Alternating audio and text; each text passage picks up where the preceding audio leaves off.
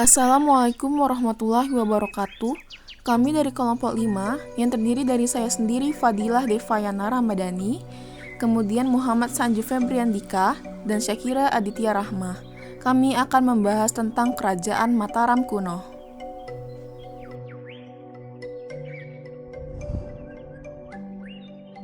Kerajaan Mataram kuno adalah lanjutan dari Kerajaan Kalingga yang sudah berdiri lama 196 tahun.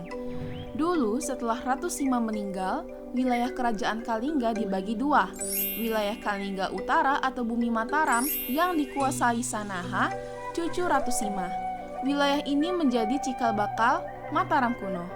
Sedangkan wilayah lainnya, Kalingga Selatan atau Bumi Sambara, dipimpin oleh Dewa Singa. Lokasi Kerajaan Mataram kuno berlokasi di Jawa Tengah. Kerajaan ini dikelilingi beberapa sungai seperti Sungai Progo, Bogowonto, Elo, dan Sungai Bengawan Solo. Keberadaan Mataram kuno dapat digali melalui prasasti Canggal. Disebutkan Sri Maharaja Sanjaya, anak dari Sanaha, yang memerintah Kerajaan Mataram kuno dari 732 sampai 760 Masehi. Ia juga memeluk agama Hindu Siwa, dan ia juga dianggap sebagai pendiri dinasti Sanjaya yang berkuasa lama di Kerajaan Mataram kuno. Sepeninggalan Sanjaya, Mataram kuno dipegang oleh Rakai Panangkaran tahun 760 sampai 780 Masehi. Di masa Rakai Panangkaran muncul dugaan bahwa dinasti Sailendra dari Sumatera atau Sriwijaya menguasai Mataram. Hal tersebut diduga dapat mengakibatkan raja-raja dari dinasti Sanjaya menjadi raja bawahan Sriwijaya. Dugaan ini diperkuat sama prasasti Kalasan, prasasti Kota Kapur, dan prasasti Mantiasi. Prasasti Kalasan tahun 778 Masehi disebutkan bahwa Rakai Panangkaran mendapat perintah dari Maharaja Wisnu dari dinasti Shailendra Sriwijaya. Dia ditugaskan untuk membangun Candi Kalasan yang merupakan candi para Buddha. Para raja atau penguasa kerajaan membangun sebuah candi untuk beberapa tujuan, antara lain pusat kerajaan, tempat ibadah, tempat belajar, tempat penyebaran agama, dan tempat tinggal biarawan. Selain itu, di prasasti Kota Kapur disebutkan bahwa Srijaya Nasa atau Dapun Tahyang, pendiri kerajaan Sriwijaya, telah melancarkan ekspedisi militer untuk menghukum bumi Jawa karena bumi Jawa tidak mau tunduk pada Sriwijaya. Di prasasti Mantiasih tahun 907 Masehi juga menyebutkan jika Rakai Panangkaran banyak mendirikan candi-candi, salah satunya Candi Sewu.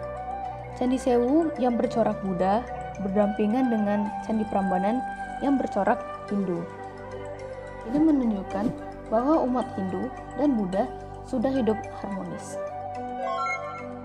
Masih ada satu prasasti lagi, yaitu prasasti Klurak tahun 782 Masehi.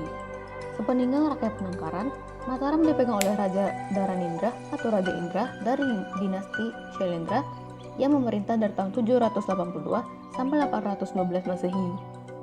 Kemudian kekuasaannya diserahkan ke Raja Samaragrawira atau Rakai Warak dari dinasti Sanjaya.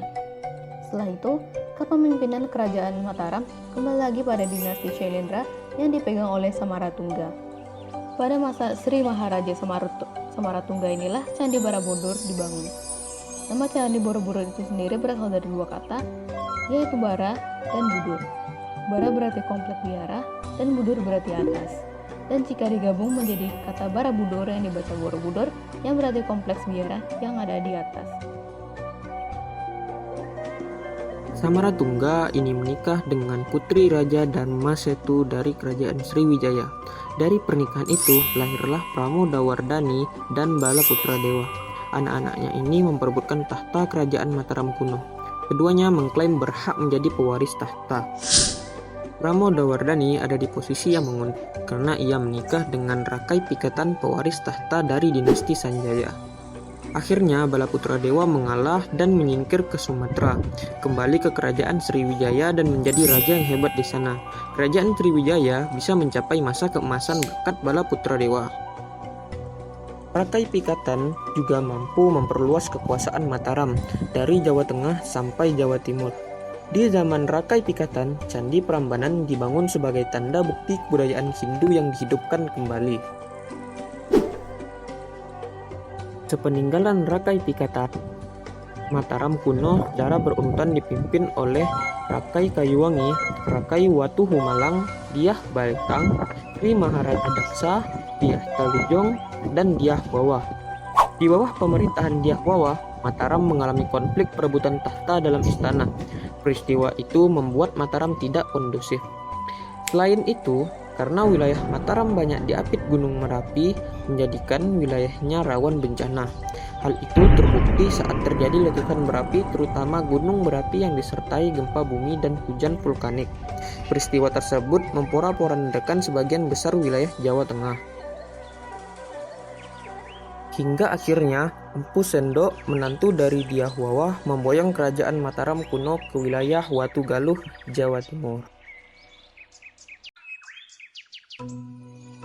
Demikianlah video tentang Kerajaan Mataram kuno.